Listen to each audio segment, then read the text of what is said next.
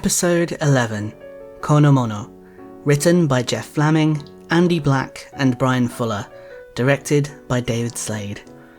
I apologise, there were some audio issues in this episode. I've done my best to edit them out. A couple of little things got missed and cut or rearranged a little bit, including missing my explanation of the episode title. So I'm gonna do that for you now. So, this episode is titled Konomono, which are seasonal pickled vegetables. This dish also marks the beginning of the end of the kaiseki. Enjoy the episode!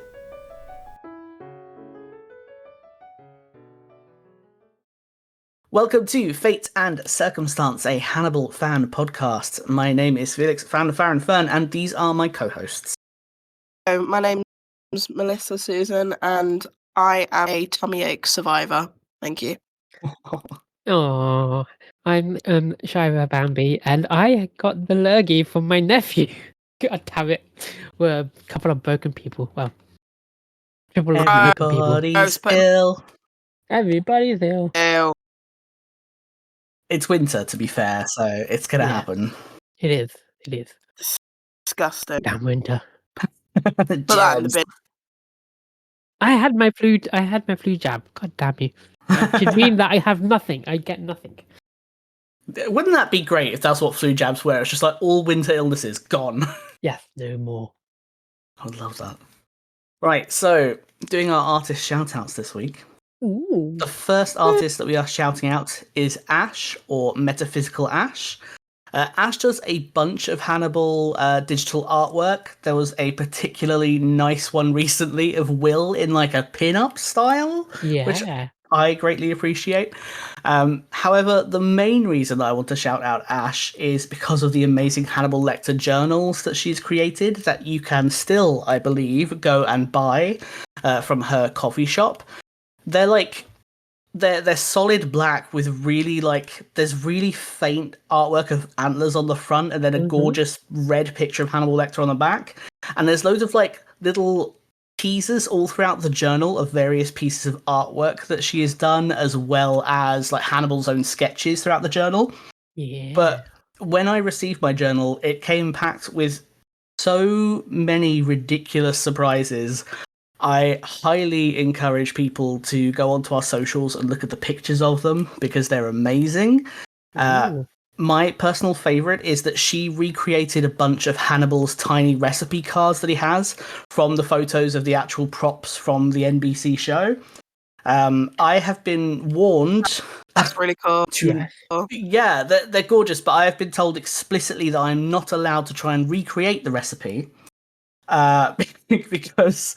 they're not necessarily correct because they are just props. And I see. So Ash has banned me from trying the recipe, which personally I think is unfair and cruel. Oh, I'd make the recipe. It's for my own safety.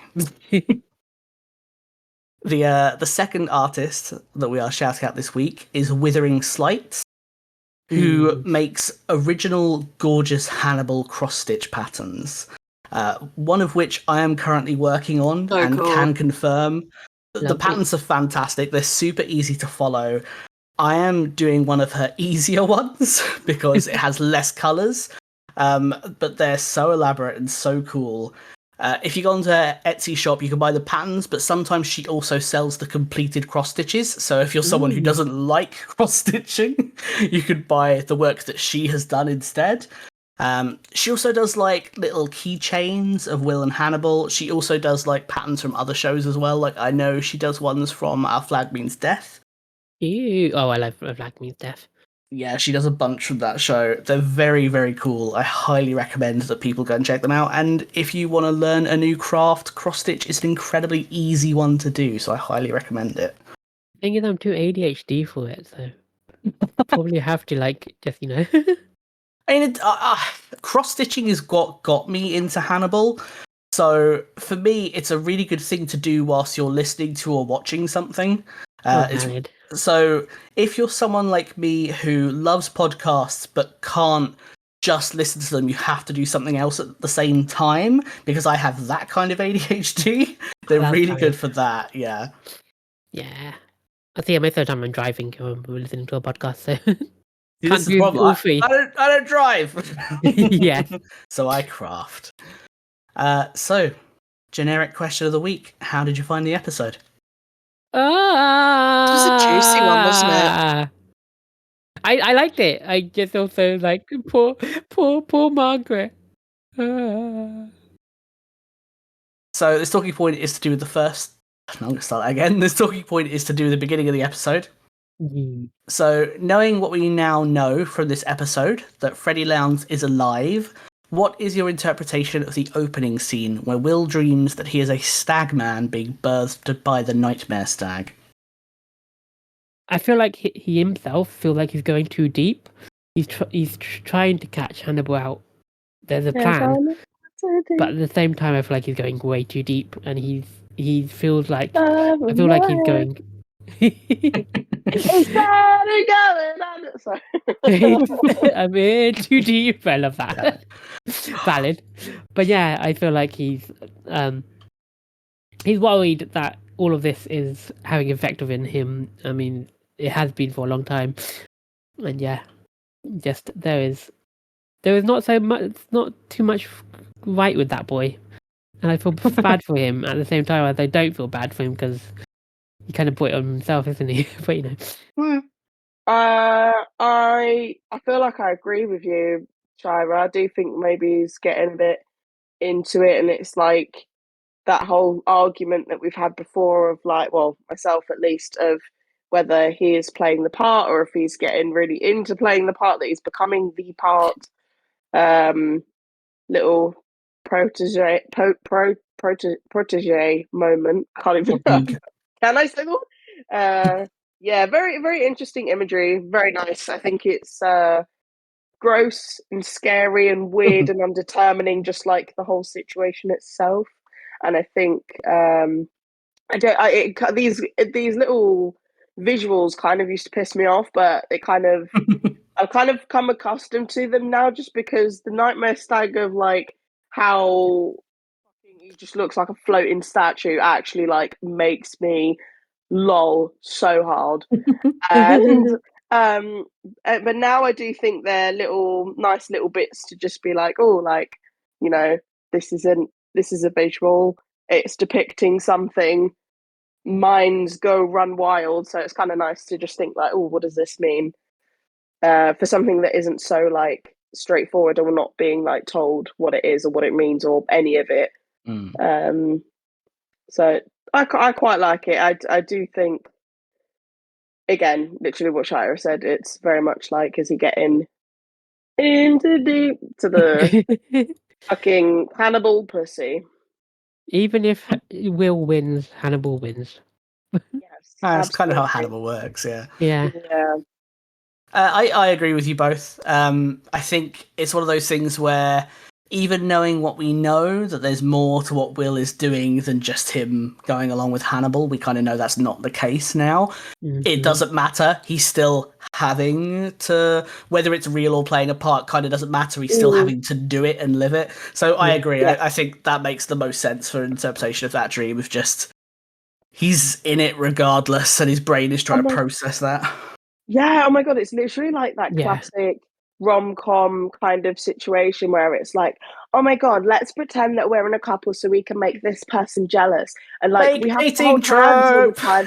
Yeah, like we have to hold hands to make it real. Like, oh, let's just hang out so we can tell people we hang out, and like, oh my god, I didn't mean for you to find out that I was just faking, but now I actually do really like you, and all this stuff. Yeah. There are so many posts where people have listed out rom-com tropes that could be fitted to match Hannibal. Oh, so, yeah. Yeah, you are completely right. Fantastic. It's very much the fake dating trope, yeah. Yeah. What I want to know is how much He's does like, Hannibal I'm know? gonna be a little cannibal baby. Oh, actually, fuck, meat tastes really good.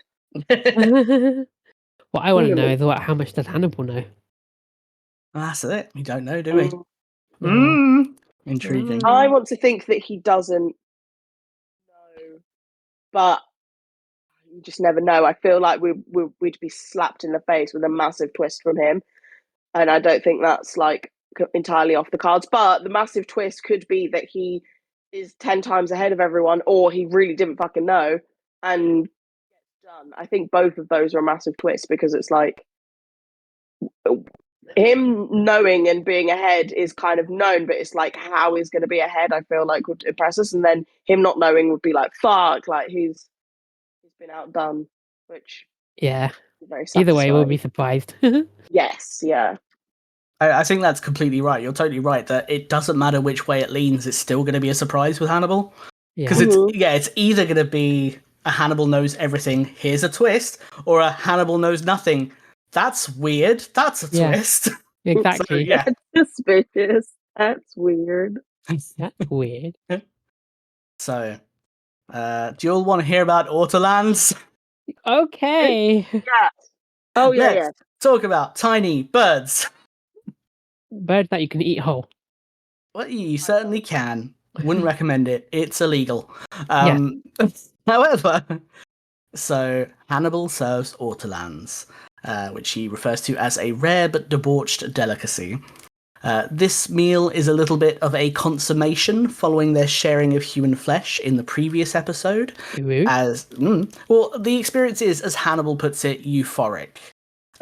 There's the close-ups of them eating them, and like Will's Adam's apple bobbing, and Hannibal licking his lips. It's very clearly kind of sexual. It is, yeah. But Hannibal also calls it a rite of passage. So you could see it as a consummation, or it's almost like he's giving Will an initiation rite into his world. Yeah. They've eaten human meat together. Now they're dining as equals. So they're no longer separated by either physical barriers, such as bars when he was at the BSHCI, or metaphysical barriers, such as morality now. Yeah.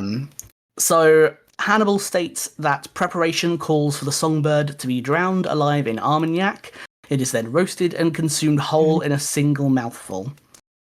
He also refers to shrouds worn over one's heads, hiding our faces from God. This is true. Autoland buntings are a French delicacy specifically. They are force-fed, but in a different way to something like how foie gras is force-fed. Autolands eat primarily at night, so they're kept in the dark to encourage them to gorge themselves on nuts or fruit or millet seed. If you've ever owned a small bird, you'll know that millet seed is like crack for birds. They will eat it until they can eat no more. So they eat and eat until they're either too fat to move, basically, or have doubled in size. Though in earlier times, Romans would actually blind them. So putting them in the dark is a little bit less cruel. Yeah. A little bit. It's still awful. Yeah. Then they're I'm drowned. feeling uncomfortable. Sorry, I feel uncomfortable just listening. Yeah, it's like the foie gras episode again, and some others we've done. Unfortunately, when it comes to some of the dishes in Hannibal, it's hard to talk about them without discussing animal cruelty. Yeah. Which sucks, but I had to read it now. You have to learn about it. Also, I apologise if you could hear Boba screaming his little face off next to me. I can, but he agrees. He's against really was. animal cruelty. I disagree. He's probably like Autolands, gimme. So, to continue the animal cruelty, they're drowned upside down in Armagnac, which is a type of brandy, and left to marinate in it before being seasoned and cooked in their own fat. Oh, wow. The traditional way of eating them is to cover your head in a large towel or napkin. You take the bird by the beak, then place it in your mouth feet first. As they say in the show, bones and all. However, in reality, some people spit out the larger bones, or they even skip the head and don't eat it. According to Janice Poon, apparently the brain is the best part. What? That she has heard, that is. I don't know. Okay. I highly doubt that Janice Poon has eaten an autolam. Yeah. It's said that the reason you cover your head is to shield yourself from the eyes of God, so that he does not witness such a depraved act. However, some people claim that it's actually just so that people don't see you spitting the bones out. That might be bollocks. Autolands have been illegal to purchase for eating since 1999. However, this law was apparently very poorly enforced, with Wikipedia saying that up to 50,000 birds were illegally killed each year. My God. Yeah, it's obscene. That number has fallen, thankfully. And 99 However, is not that long ago at all. No, couple decades. It's not. Killing in ortolans is also illegal in the EU, but as Will says, they're endangered because of this bullshit. Yes. Janice Poon made her ortolans out of marzipan. This is one fun fact that I didn't need to read her blog to know about, because it's one of the first things I learnt about the show. And I've always loved. So they're made out of marzipan. They're slightly hollow, so they're a bit easier to eat. She did try and come up with another way to do it so that they didn't have to eat big lumps of marzipan, but it's the best way to do it. They hold the shape really well as marzipan. I literally thought it was like, I said that by the beak it looked like chocolate, or I said it would be icing. But it does kind of look like white modelling chocolate that's been like sprayed and textured a bit. Yeah. Oh, that'd be good. Right. But marzipan keeps like with heat quite well as well, so it's not too hot. I did think it would either be like icing or marzipan, something like that. Yeah, like fondant or something maybe. Yeah, it did not look real to me, and part of it just looked like it was like chicken nuggets shaped as. The thing is, you say that, and I thought that, and then I saw pictures of actual roast ones. I can now tell you, actually, they look very accurate. I was going to say, actually, surprised me. The texture and the color of the skin I thought was really good, actually. They look more realistic than you think they would. Yeah, I thought it looked pretty realistic.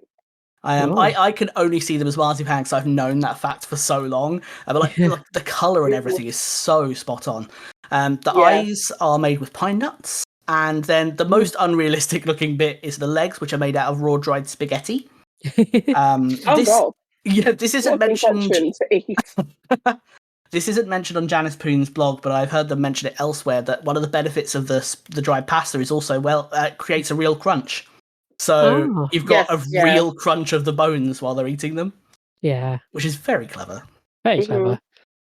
And that's ortolans. I'm never. I'm a foodie, and I'm never gonna have that. I don't want to try the bird. I want to try the concoction of foods that was used, like marzipan and. The fake birds. Yes. If I didn't hate marzipan, I'd totally give it a go. I'd give it a go the fake birds, but instead I'm never gonna eat the actual one. I haven't had marzipan in a long time, but I remember it being quite nice, quite pleasant. Oh, it's a very much love or hate thing. You don't find many people who are just kind of meh about marzipan. You tend to either like it or really not like it. Really dislike it, but I will try anyway. I'm anti marzipan, which is a shame because it's a marzipan time of year at the moment, because of course some European countries make like the little fruits and stuff, and they look beautiful. Yes, that's probably where I've eaten it. I'm thinking of. Yeah, I don't mind it. I'm pretty alright with it. But there's very little food that I actually dislike, to be fair. Smoked fish is one of them. That's probably one of the few kinds of fish I like. Cucumbers. Love cucumbers. I always bring out cucumbers. Crunchy water. I love cucumbers. So, what is supposed to be crunchy? Cucumber is just crunchy water. So Melisa hit the nail on the head last episode. Call me a hammer, baby. It was very funny. By thinking that Margot would not expect anything from Will unless he wanted to offer it, which is confirmed this episode. I just want to say, please, someone acknowledge how well I said nothing when Melisa was saying that, because it was so accurate and I wasn't allowed to be like, you're right! Yeah. I hated not being able to say anything. I'm gonna back another Suffolk woman till the day I fucking take my last breath, darling. Heck yeah. Oh, it was so funny. When we then watched this episode together, it was incredibly funny. Yeah, it was. So, unfortunately for both Margot and Will, that opportunity was taken away from them both. So, this is kind of a late episode thing, but I wanted to mention it now because they talk about Margot quite early on. What was your reaction to what happened to Margot in this episode? Oh my god. So, the minute that, like, anything was starting, like, before you kind of, like, woke up in the room and stuff like that, when she got hit by the car or the truck or whatever it was, I was like, I know exactly what's happening. They've done this on purpose. They're going to abort it. And then when he started talking, I realized, like, even more things were happening. I was like, that's fucking disgusting. I was, like, actually gagged. I was like, what the fuck? That's just adding another layer of even worse. I was so livid, and props to the actor. God damn it, that the whole scene Beautiful destroyed me. performance. Well done to her. Yeah, Beautiful performance. Because incredible. just like she said no words, but just that breathing in and out and the kind of panic in her breath. Ouch, my heart. For anyone with the same area down below, like to be in that position, that must be so like even like acting it out must be like low-key a bit scary. Like I feel like there must have been like a strong bit of method acting for sure. Like I feel like it would be natural for anyone to be like, you know, this is the situation you're in, like we're gonna take this from you and this from you as well. And I would God, like it was so good. Like I really felt like I felt physical pain watching it. Oh God. It Really good and like gripping, but gosh, scary. Yeah. I agree completely. Like, as someone with those reproductive parts, but has no connection with them or desire to use them, I find it physically uncomfortable. And there's not even anything happening. It's just the fact that you know what is going to happen and what is planned is awful. It makes you feel quite unwell. From your own sibling. Yeah. All of us hate that boy. Yeah, we do. I've got a talking point just for him because he's one of the weirdest characters in this show. Special place in hell. 100%. And I mean, is really angry freaking Hannibal. Yeah, it's they're in the scene when Hannibal is in the hospital room standing next to Will, and neither of them say anything. It mentions that Hannibal is meant to have an expression on his face, either a mark of like uncharacteristic sadness or ire. And that kind of pisses me off because the only reason or ire, so anger. Yeah, I see. But the only reason it happens is because of Hannibal. Yeah, exactly. Yes, exactly. And and I think he genuinely understands that it's bad and genuinely feels bad that it's happened, but not. He doesn't feel guilty. He feels angry that Mason has done it, but it only happened because of him. It's like you have no right to feel angry about it. No right to it's such a weird like mind fuck. I feel like he's mind fucking himself. It's almost like it kind of gives a vibe of he feels like this is the right thing to do. This is what has to happen, but then he low-key is a bit angry about it or is a bit sad about it. Kind of like in the sense of like a decision that you don't want to make, like putting a pet down or breaking up with someone or whatever, or just making a decision you don't want to, like you know it's the right thing to do but you don't want to and you're still upset about it. It's kind of giving that a little bit like he maybe really thinks that these are the right things that he has to make happen, but he still feels a little bit of element of upset or something. Yeah, like my man, like he's but also doing the it to himself. Yeah, he's kind of mind fucking himself. In a word, Abigail. Yeah. He believes he's doing what has to be done, but still understands that it's wrong. You're completely right. Yeah. I'm going to go into there's a scene in the last episode that wasn't in the episode. I don't know if they ever recorded it, but it's not like a cut scene either. But it's more fitting for this episode, so I wanted to wait till this episode to mention it. I've mentioned a little bit of the dialogue to Shaira and Melisa before because it's very funny. But on a slightly more lighthearted note, in the previous episode, in the script, there's meant to be a scene where Margot and Hannibal discuss Margot having sex with Will. Yeah. Which never happens, and I think that's fine, but it is very funny, so I'm going to quickly go through it. It's not as well. It starts off funny anyway. So originally in Nakachoco, there's a scene with them together, and Margot tells Hannibal outright, "I had sex with one of your patients, Will Graham." And in a very Will Graham kind of way, she then asks, "How does that make you feel?" Hannibal responds, "Curious. Will Graham is not a lesbian." And Margot's response is, "He sure made a go at it." Which is so good. It then says, "Hannibal smells the air, processing what he breathes in." Such a weird line. And then Hannibal asks, "Was Will aware of your intention to get pregnant, Margot?" And Margot says, "Wasn't it your intention for me to get pregnant, Dr. Lecter?" The scene's really good. It's kind of a shame it's not in it. Yeah, it's a shame. Hannibal says, your life's been threatened. We experience a greater desire to have children when reminded of death. Margot says, the more we think about dying, the more we focus on what matters. And Hannibal says, what matters to you, Margot, after you fought your brother for so long? And Margot says, you may not believe this, but it's not just the money. Well, it is a little bit, but I do want a child. It would be nice to have some small part of me to get away from him.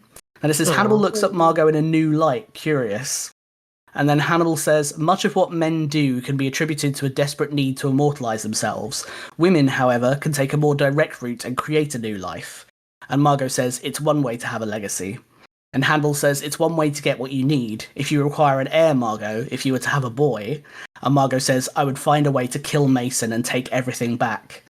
And then Hannibal says, I know you would. I like that about you. You're much more interesting, more capable than your brother. Professionally, this is the sort of catharsis I have to recommend. It's a really good scene. That is a really good scene. And another little, we don't get too much of it, but there's a lot of bits in the script to really suggest a weird sort of bonding between Hannibal and Margot that I quite like. Where it's more Hannibal likes Margot. Margot probably doesn't really like Hannibal. Yeah. Well, she's not really that bothered by him. Yeah, she's just kind of like, whatever, I didn't want therapy, this has just kind of happened because I tried to kill my brother. But Hannibal is like, oh, Margot's really interesting, I like her. Yeah.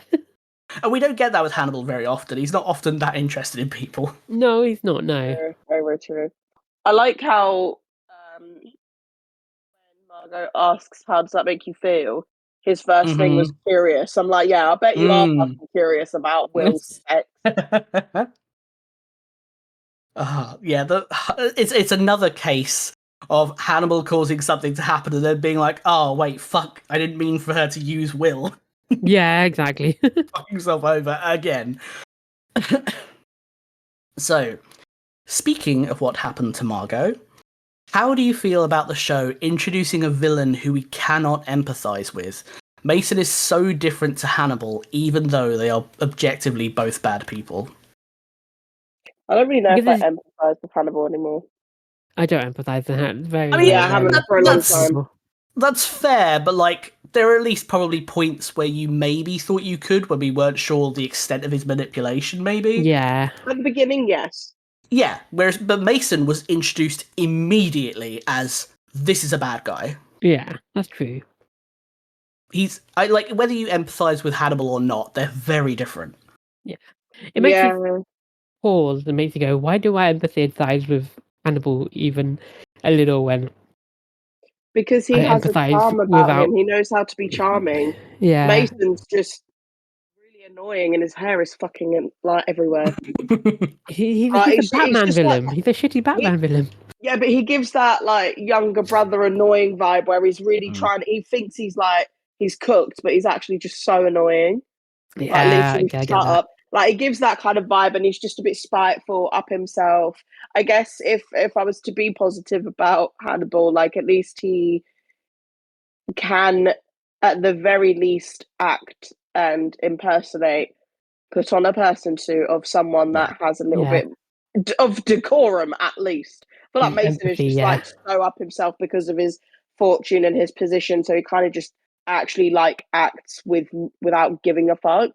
Yeah, and he makes it very obvious his evil streak. I mean, it's very much like the personified version of greed. Kind of doesn't really care. It's not really bothered. He's an heir. He's got everything that you could kind of want. So he's kind of literally just living and indulging in that. He's very indulgent in himself, whereas Hannibal is very much everyone says all the time. He's very charming. He knows how to work people. He knows, and I think it's because he has that interest to do that as well. Yeah. Whereas Mason doesn't really have necessarily an interest other than keeping within the position that he is of fortune and greed. Yeah. Yeah, valid. There's I've seen a few people. There is a point of contention. There are certain elements of Hannibal that people agree and disagree upon, and one of them is whether or not he's a sadist. I don't personally believe that Hannibal is a sadist. Despite that, well, I say that, but I also have to acknowledge his main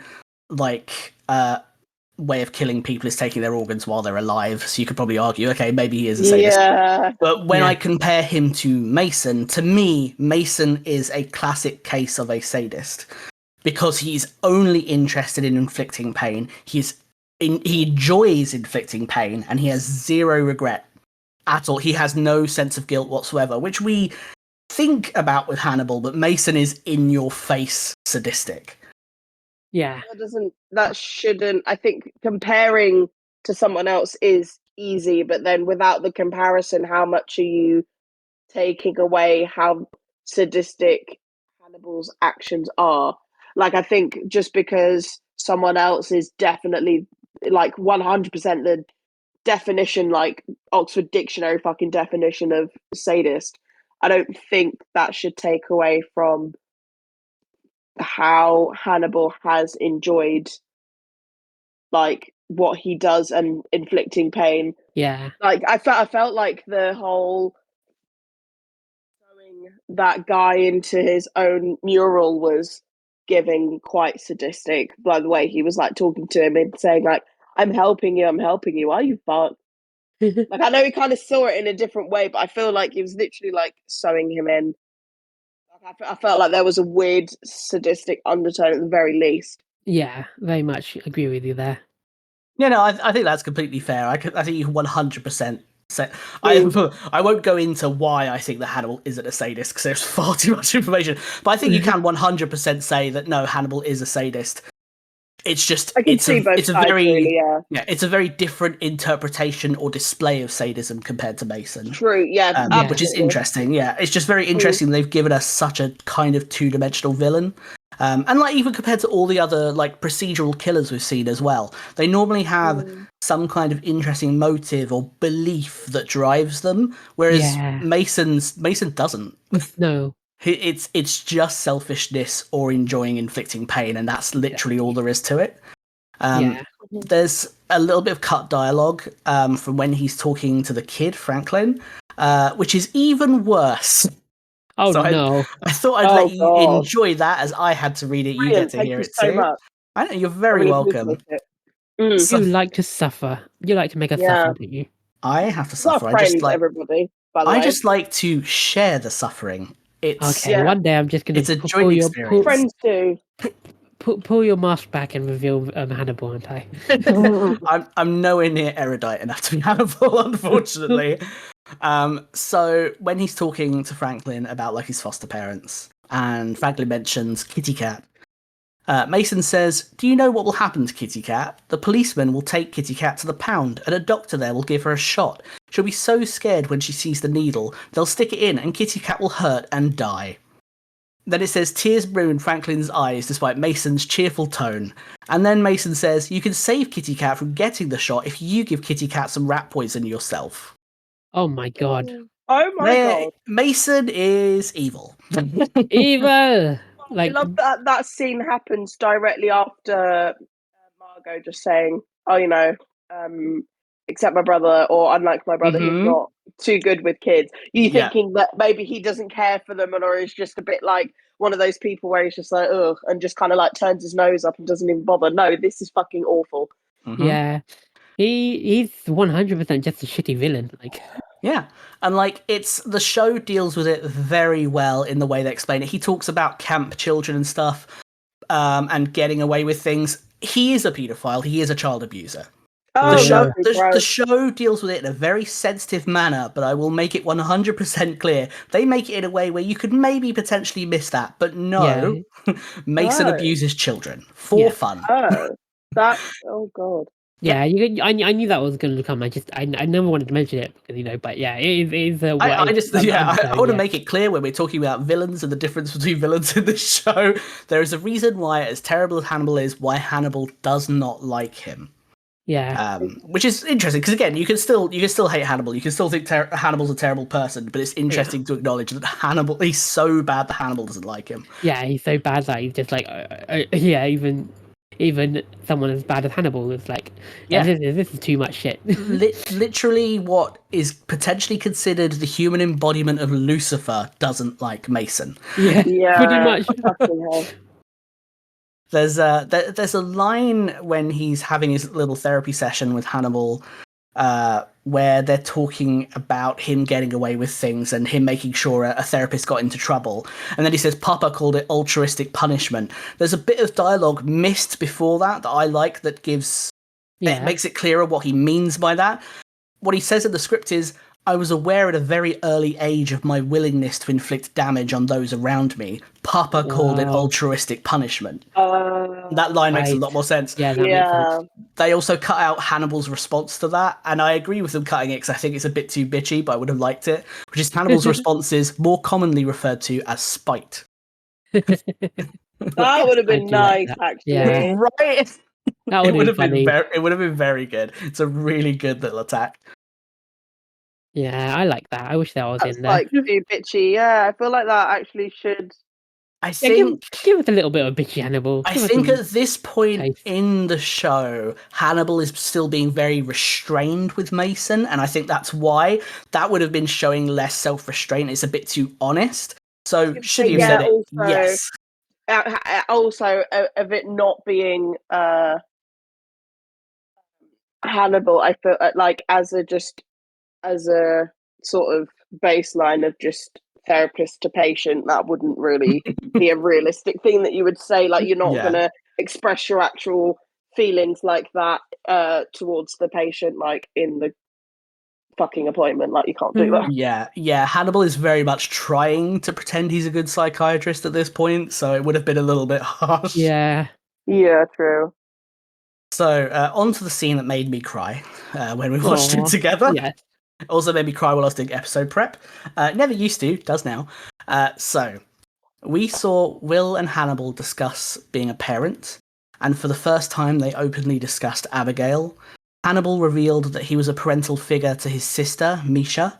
Will expressed his upset and anger over what Hannibal did to Abigail, and uncharacteristically, we saw Hannibal apologise. Yeah.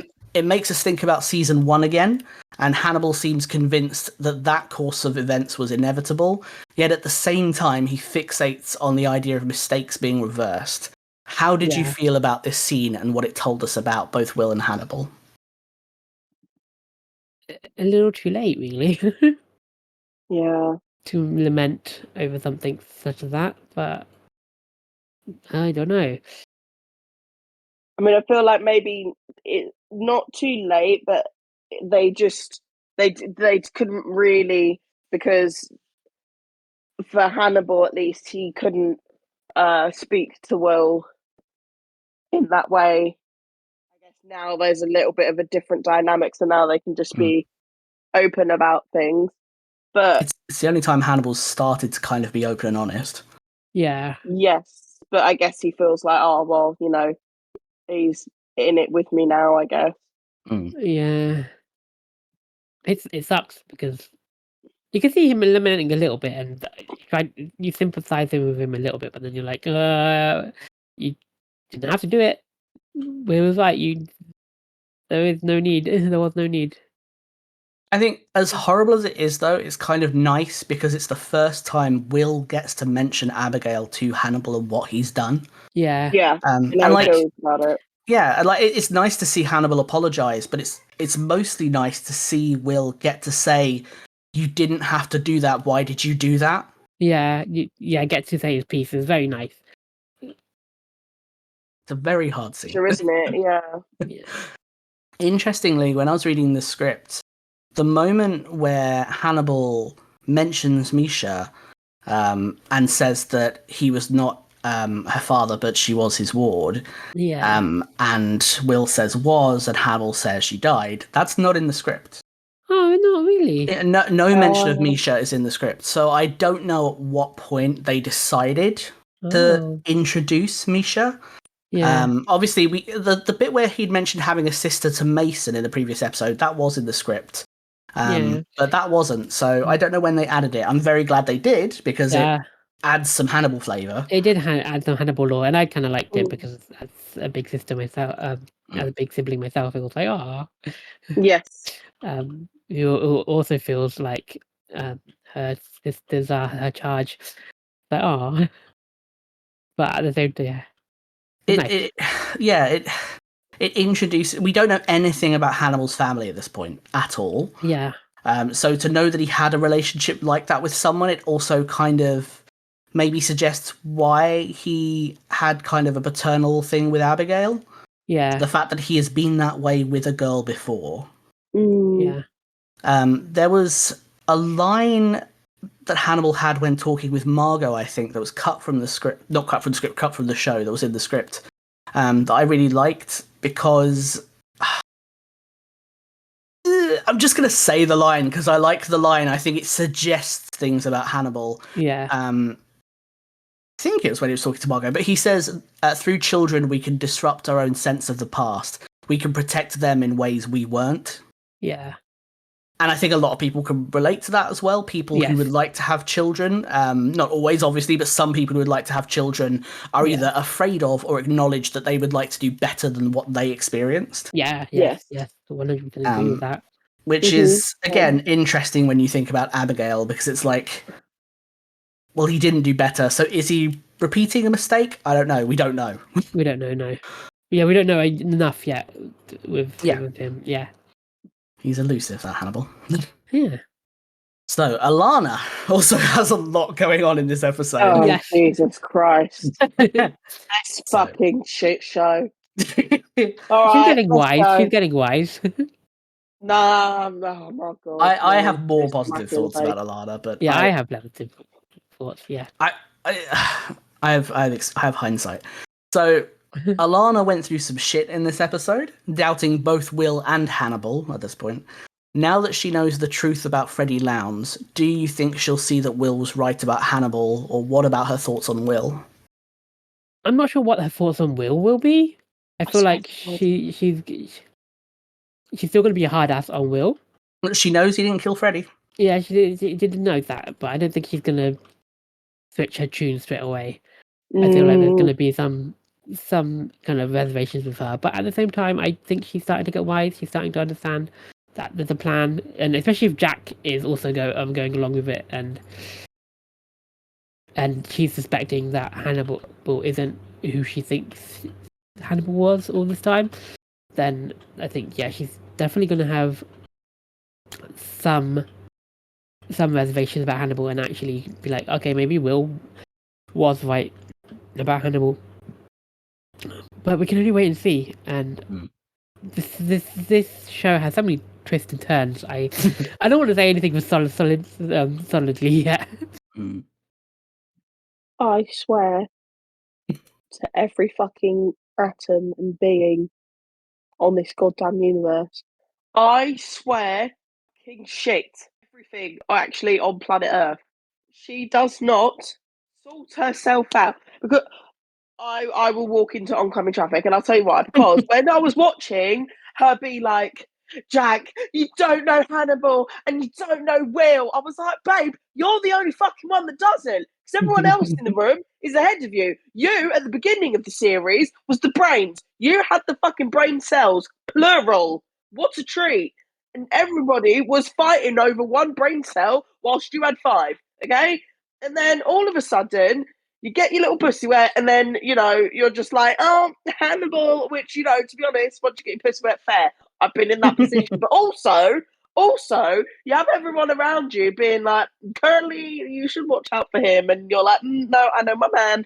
And you're like, oh, you don't know. You think you know Hannibal, but you don't. And you think you know Will, but you don't. And Jack's there like, yes, okay, right. She's finally woken up. We can start involving her with the plans. Took her, check watch about 3 months, but that's fine. It's kind of like like a child kind of learning something. Do you know what I mean? Boy cries wolf kind of situation. I don't know how to explain it, but it's like the wise dad. I feel like Jack is definitely the dad of everyone, and he's like, yes, okay, she's finally come around. Brilliant. And it was like, I was letting you like come to your own senses rather than trying to force you into anything. Oh my God, but the bloody headache that she is. If she then turns around after this and like, I still don't trust Will, I will I don't know. I don't know if anyone's seen Wizard of Waverly Place and knows this episode that I'm talking about. When they put themselves into the horror movie, I'm going to do that with Hannibal and get into it and just smack her around the face and be like, "Babe, wake up," and then leave. That reaches the right target audience, and people know what I'm on about. I know nothing because I'm old and disconnected, but I will defend Alana a little bit. Just to say, well, one of the problems there's been for Alana is that she has been working stuff out, but she doesn't have the same kind of benefits or connections that everyone else has. At this point, we can guess that Will and Jack have been working together clearly because of Freddie Lounds. And Alana has been under Hannibal's manipulations and working stuff out by herself to the point where she's starting... Like, she trusts Hannibal too much, but she still acknowledges that he's doing something with Will that is bad, and she distrusts Will, and no one is helping her and, like, chipping in to explain what's happening. That's why it's so, like, I feel bad for her, and I'm glad that she finally gets, like, some help in the end and that Jack has no choice but to speak to her, because the fact is, Alana is so clever that she's getting too close to their plan, and that's why he has to tell her. Yeah. Otherwise, he would never. I don't think he would ever tell Alana, because the more people who know, the less likely the plan is to work. I mean, hey. I mean, we don't even know what the plan is, but we know there is a plan. Yeah, literally. I mean, hey, I got dick down, and I'm literally quite physically putting my hands up as if to say, I get it. Been there. Done that, got the t-shirt a couple of times before I realised I prefer women. And I get it. I sympathise. And do you know what? Fair play to her. She came through being being dickmatized. Yeah. And was like, actually, you know, she fought through being dickmatized. And not a lot of babes can say that they fought through with that. They fought through the dick spell. And she should be proud of herself for that. I'll give her that. She fought through the power. I'm proud of her on that, but fucking took your time. No, I disagree. I think like with Felix, I think she was too far away from it, and I'm just glad that she's getting wise to it now. But yeah, I just felt like her betrayal of Will was a bit far off. Like, well, I don't think it's a betrayal though. I don't think you can call it a betrayal when everything like pointed to horrible things happening. Yeah. She's never outright betrayed him. She's just been forced into a shitty circumstance, and unfortunately, one of the characters had to have that happen, and it was Alana. Yeah. You can't have I'm just upset that she ever doubted him. Yeah, it sucks, but the reality is people would, and other people did. It wasn't just Alana. That's true.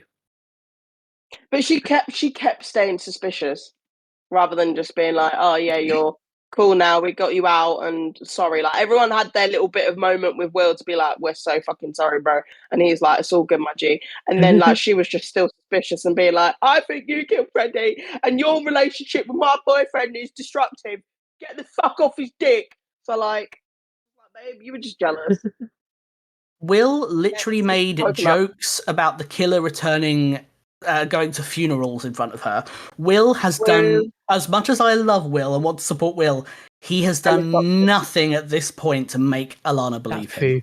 He has actively provoked her and made her believe that he's done bad things. And to be honest, I think that's on purpose as well, because he probably didn't expect that she would end up knowing about the plan, if I'm honest. But Will has not helped himself at this point. Has he got every reason to be a sassy little shit? Yes. Doesn't change that he's made it worse. That's true. Will is complicated.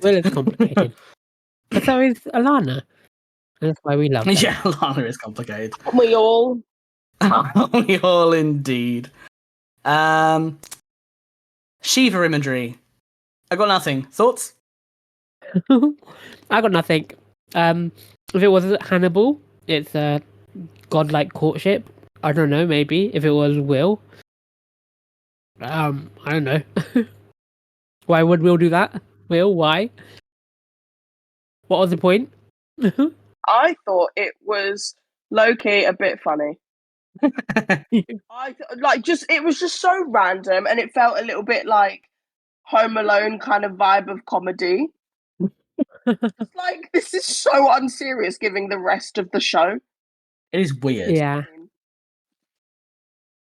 Yeah. I'm not sure what flavor it added. So I think without that kind of scene, it would have. You don't know what kind of flavor it added? Well, guess what? I fucking lied. I do have stuff to say about Shiva. Oh, heck yeah. So, Will points out that Shiva is both destroyer and benefactor. Symbolism there is pretty clear. Hannibal is both inherently destructive. Will has told him that. But he is also trying to nurture and protect a part of Will that he sees in him, and Shiva is also a protector. Hannibal, on the other hand, refers to Shiva as simultaneous destroyer and creator. He uses this to insinuate a symbolism relating to Will's becoming, that he's shedding his old skin and becoming something new. Who you were yesterday is laid waste to give rise to who you are today. But there's more to it than that. In Hinduism, the universe regenerates itself in cycles. Shiva destroys the universe so that it can then be created again, and this happens again and again and again. Hannibal destroys, yet seeks to reverse his mistakes so that he creates something new, as seen with how he says he breaks teacups in the hope that he will see them come together again. So there's an important parallel there along the usual symbolism of Hannibal being on par with God. Hannibal seeks to reverse or perhaps renew time itself. And then we get a very important quote. Should the universe contract, should time reverse and teacups come together, a place could be made for Abigail in your world. Ah. And that's the importance of Shiva, according to me. Okay. The show never mentions Shiva's association with time, and I think that's actually incredibly important. That's pretty cool, yeah. You're welcome. Thank you. I had a lot of fun looking that up and finding out about time and Shiva, because I love Hannibal's association with time. That's nice. Cool. I like it. So, we've seen Hannibal so far seemingly falling in stride with Hannibal. Did I say we've seen Hannibal? We've seen Will so far seemingly falling in stride with Hannibal, becoming somewhat of an equal, indulging with him. But now we've seen the truth of Freddie Lounds, him giving Alana a gun, and his reveal to Mason that Will believes Hannibal to be their shared enemy. Yes. So, do you think this confirms that Will was planning to take down Hannibal all along? I think so. Yeah. But then I don't want to say either way, because this show, man. This show. If you say one thing, you might be right. If you say another thing, you might be wrong. And I never actually saw it in that way, but now I'm sort of like thinking about it and going over it in my mind. I do see how that does kind of signal to that. But I think I've always been hoping it personally anyway. Yeah. But yes, it does feel like, you know, another. Actually, yes, yeah, it does confirm it, because it's kind of like you get so lost in Will seemingly working with Hannibal.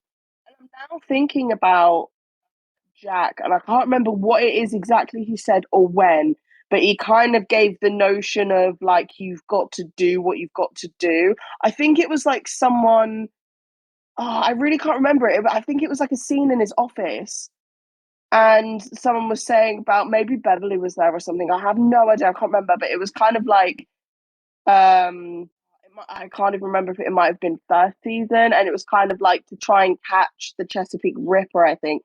And he was just like, you know, like, shit's got to happen, basically. That kind of, you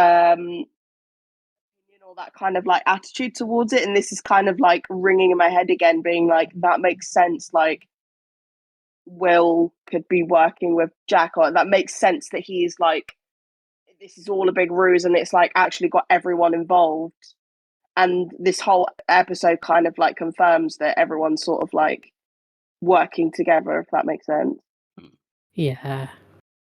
I'll say one thing. In the last few episodes, since Will has been out of the BSHCI, we've spoken about it a little bit, like, with each conversation that's happened, but the only time that I can think of, I could be wrong, but the only time I think we've ever seen Will and Jack together alone was that fishing scene.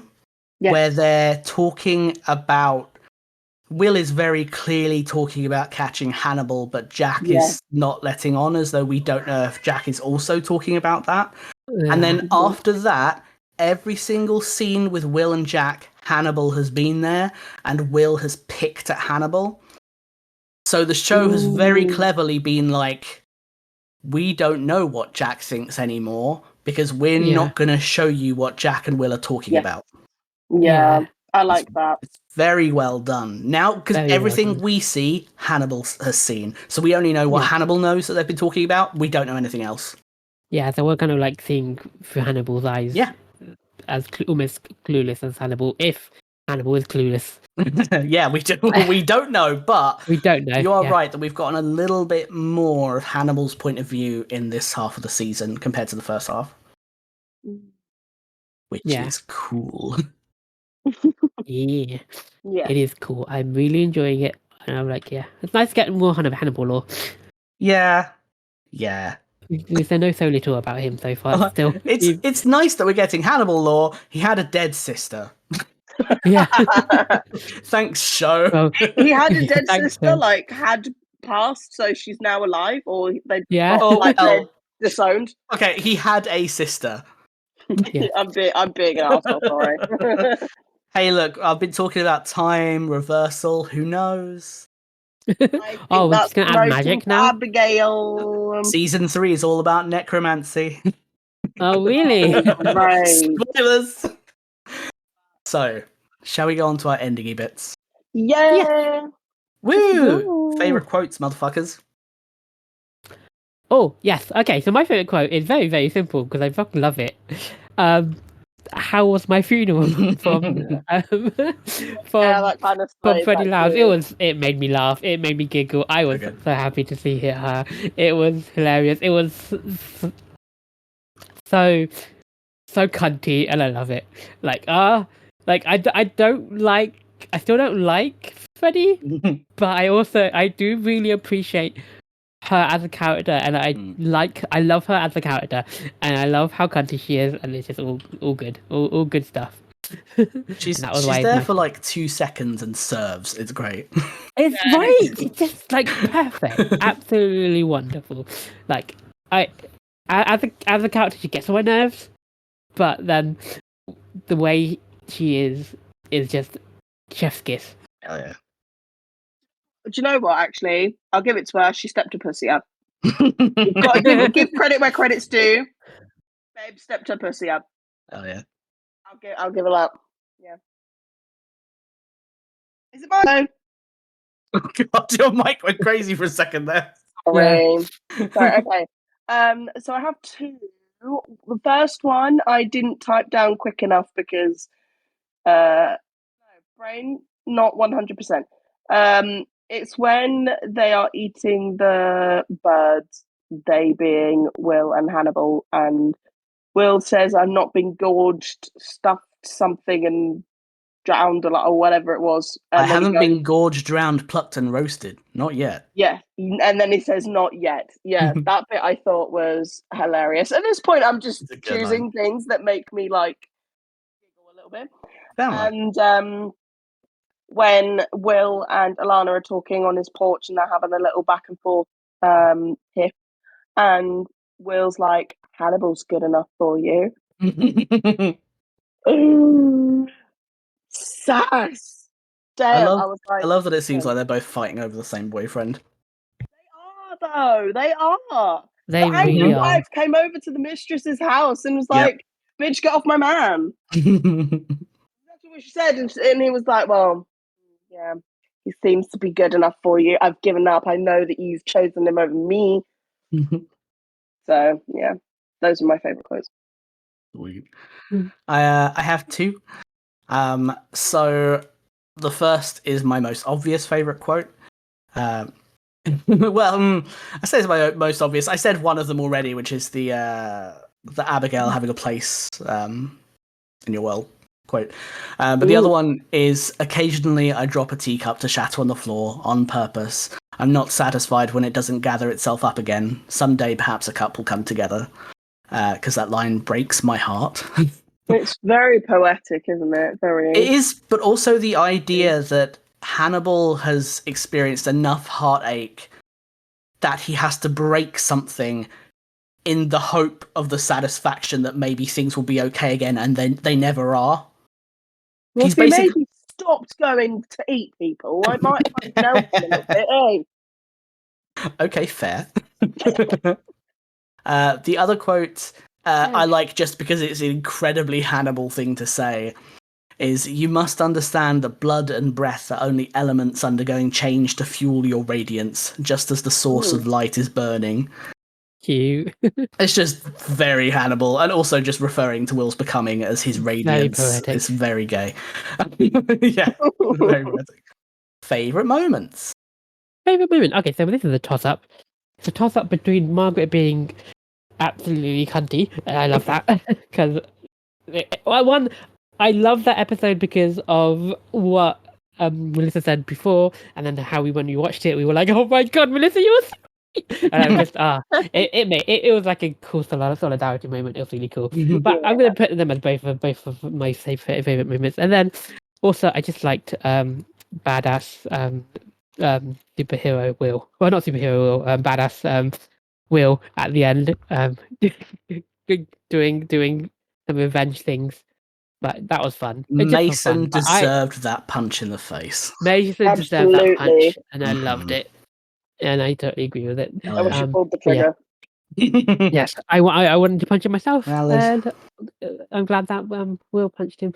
But yeah, I would say mainly the Margaret scene where she's like, "You know what? I don't really need you. I don't mind if you want to be." Where She knows it was, what she's about. who knows what she's about? Yeah, that was brilliant. My favourite moments, two of them. I'm Team Freddie today. You step your pussy up, darling, and this is what happened. You serve cunt.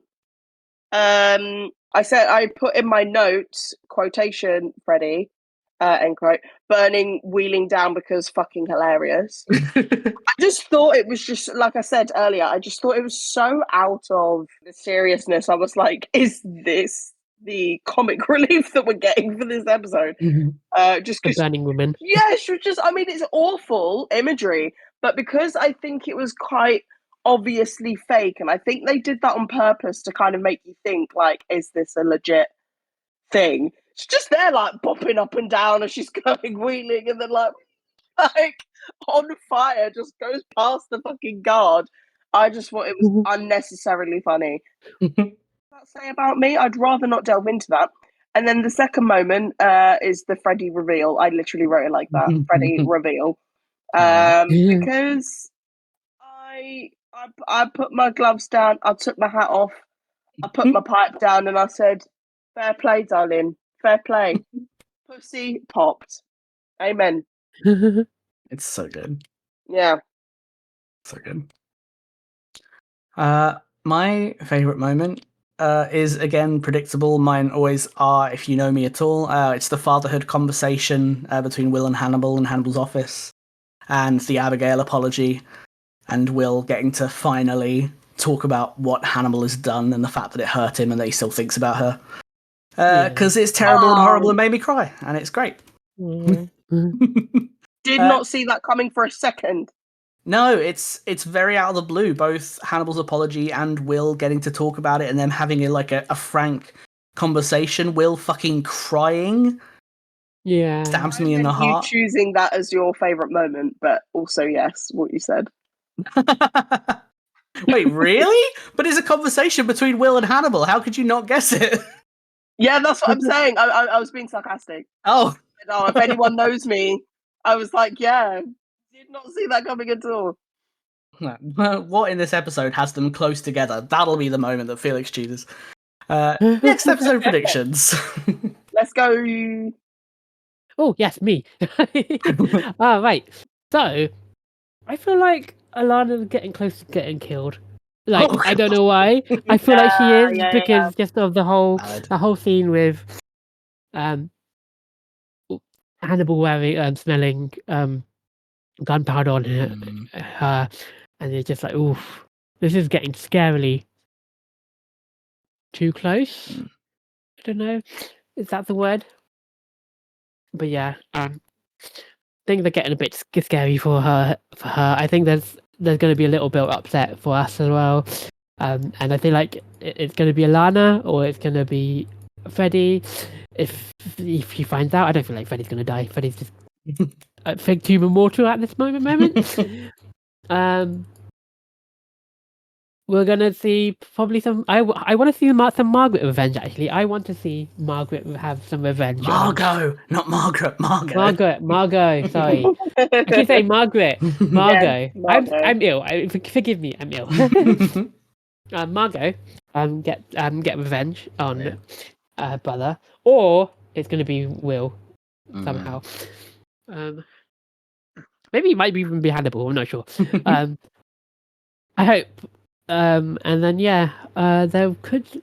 I don't know if there's going to be any more Hannibal family stuff. I haven't mentioned it in a while because I just don't feel like it's going that way. I feel like he's tearing his cannibal family apart. Maybe eventually there'll be some more cannibal family stuff. Yeah, I also think at one point we're going to see.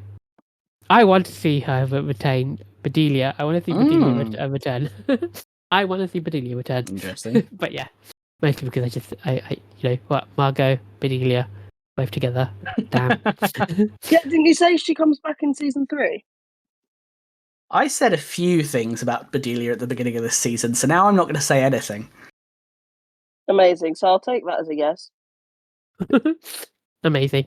But yeah, that's my predictions. We're gonna get them upset, and yeah, we're gonna definitely get them upset in the last two episodes because it's the last 2 episodes. They're gonna pull out guns and hurt us badly. Yes, absolutely. For me, I agree with you. Actually, there was a moment in time where I really believed that Alana was going to be next from Hannibal, just because of how involved they are with each other. I did think I think she's writing her death sentence here. I think there was going to be a time where Hannibal wouldn't be like, right, I'm done with her. I kind of need to get rid of her now because, or she finds out too much, or I don't know. I think that her being killed potentially by Hannibal isn't too what's the word I'm trying to think of? Too crazy of a theory. I'm still not too sure on it really as of now, but before I definitely did think that was what we were going to see. I would like to see Mason get killed because he is quite literally out of the devil's arsehole. That and Black Pudding are both out of the devil's arsehole. I never tried Black Pudding. Pardon? Never tried Black Pudding. I like Black Pudding. I like the theory of it. I like the theory of it, but the ones I've actually had are fucking disgusting. Anywho, lovely with eggs. Carry on. Yeah, I've heard. I think yes. I think I also agree with you, Shaira, in terms of people getting revenge for Margot, potentially Hannibal. That would be kind of nice. Another therapy, murder and chill. Excuse me, kind of moment would be cool to see.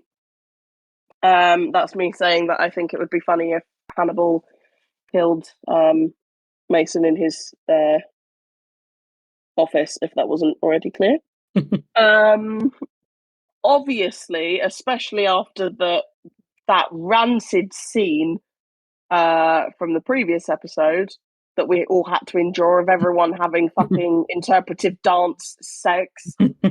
I'm always going to say I think there's going to be some gay sex. Oh, yeah. I think that will top Hannibal and then actually top him off. Top Hannibal and top Hannibal. So valid. Yeah, that's what I think. Sweet. Fucking chuck him. I'm liking these predictions. Thank you very much. My prediction is that to restore justice, Will is going to castrate Mason Verger. Yeah! Heck yeah! Yes! Castrate, castrate, castrate. It's the future we all want to see. Decapitating works too.